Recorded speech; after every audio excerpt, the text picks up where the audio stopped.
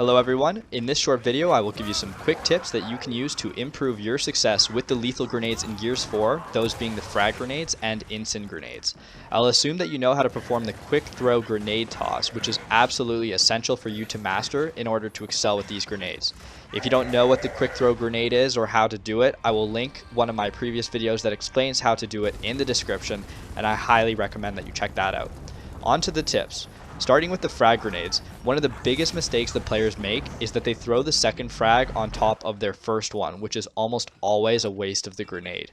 With that said, my first tip for you is to understand that sometimes it will be more useful to you to hold onto your second grenade for future use instead of mapping it over the first grenade. If you plan to use both nades one after the other, it's important to understand how you'll map them.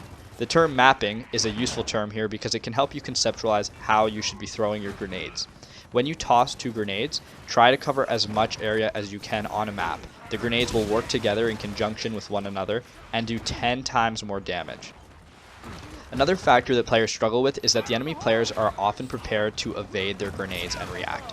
This reduces the effectiveness of the grenades. If you find yourself in this situation, once again, consider if you can hold on to your grenade for another opportunity. Otherwise, getting your team to throw smoke grenades also pairs extremely well with frag grenades. The enemy team will struggle to see and react to where you throw your grenades. Simply put, however, your frag tosses will be most successful when the other team is not paying attention and not ready to react. Deprive them of these factors and you are in business. Also, don't forget that you can bank the grenades off the walls, which can set you up for some really nice frag kills. For the instant grenades, many of the previous tips also hold true. It is much easier to kill players who are not ready to react or who are not paying attention.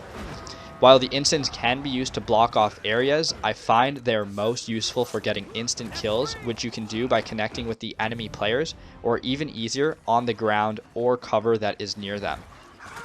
With that said, I have 3 easy rules that help me rack up a ton of instant kills. First, throw the grenades at players who aren't prepared to react. That's simple enough. Second, if they are prepared to react, wait for them to commit to making a move and finish them off. For example, if they see you with instants, try to get them to roll in a direction and simply toss at where their roll is finished.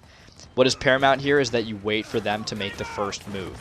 My third rule, throw the instant grenades where the players are going to be at the end of the toss, not necessarily where they are currently standing.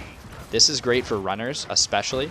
The instant grenades will reward players who are able to predict the movement of their opponents, and it's easy to predict where they're going to be, more so than you may think. So I highly recommend that you give it a try.